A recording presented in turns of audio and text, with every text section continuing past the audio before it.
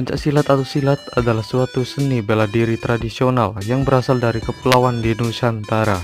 Seni bela diri ini secara luas dikenal di Indonesia, Malaysia, Brunei, dan Singapura, Filipina Selatan, dan Thailand Selatan, sesuai dengan penyebaran berbagai suku bangsa Nusantara.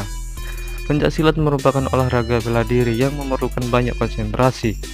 Ada pengaruh budaya Cina, Hindu, Buddha, dan Islam dalam pencaksilat.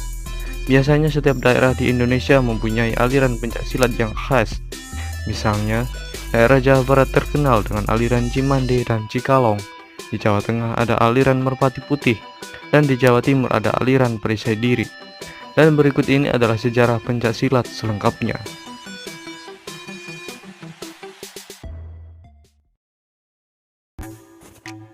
Dahulu nenek moyang bangsa Indonesia telah memiliki cara pembelaan diri yang ditujukan untuk melindungi dan mempertahankan kehidupannya atau kelompoknya dari tantangan alam.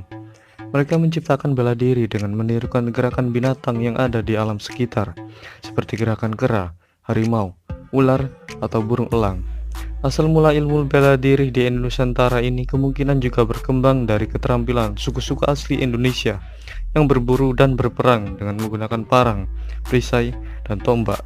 Misalnya seperti dalam tradisi suku Nias yang hingga abad ke-20 relatif tidak tersentuh oleh pengaruh luar. Silat diperkirakan menyebar di Kepulauan Nusantara semenjak abad ke-7 Masehi. Akan tetapi, asal mulanya belum dapat ditentukan secara pasti. Kerajaan-kerajaan besar seperti Sriwijaya dan Majapahit disebutkan memiliki pendekar-pendekar besar yang menguasai ilmu bela diri dan dapat menghimpun prajurit-prajurit yang kemahirannya dalam pembelaan diri dapat diandalkan.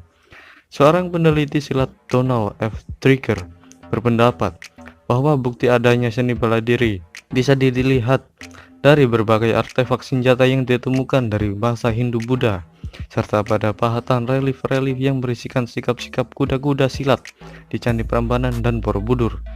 Dalam bukunya, Trigger menuliskan bahwa senjata dan seni bela diri silat adalah hal yang tak terpisahkan, bukan hanya dalam olah tubuh saja, melainkan juga pada hubungan spiritual yang terkait erat dengan kebudayaan Indonesia.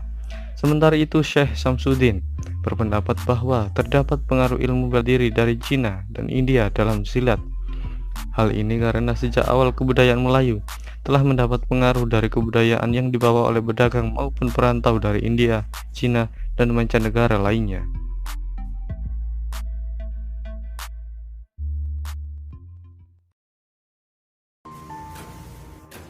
Tradisi silat diturunkan secara lisan dan menyebar dari mulut ke mulut dan diajarkan dari guru ke murid, sehingga catatan tertulis mengenai asal mula silat sulit ditemukan. Sejarah silat dikisahkan melalui legenda yang beragam dari satu daerah ke daerah lain. Setiap daerah umumnya memiliki tokoh pendekar yang dibanggakan, misalnya Prabu Siliwangi sebagai tokoh pencak silat Sunda Pajajaran, Hang Tuah Panglima Malaka, Hajah Mada Mahapati Majapahit, dan Si Pitung dari Betawi. Perkembangan silat secara historis mulai tercatat ketika penyebarannya banyak dipengaruhi oleh kaum penyebar agama Islam pada abad ke-14 di Nusantara. Kala itu pencaksilat diajarkan bersama-sama dengan pelajaran agama di surau atau pesantren. Silat menjadi bagian dari latihan spiritual dalam budaya beberapa suku bangsa di Indonesia. Pencaksilat merupakan bagian tak terpisahkan dalam upacara adatnya.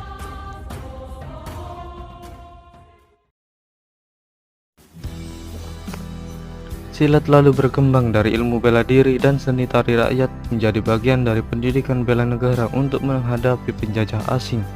Dalam sejarah perjuangan melawan penjajah Belanda, tercatat para pendekar yang mengangkat senjata seperti Panembahan Senopati, Sultan Agung, Pangeran Diponegoro, Teuku Cik Ditiro, Teuku Umar, dan Imam Bonjol.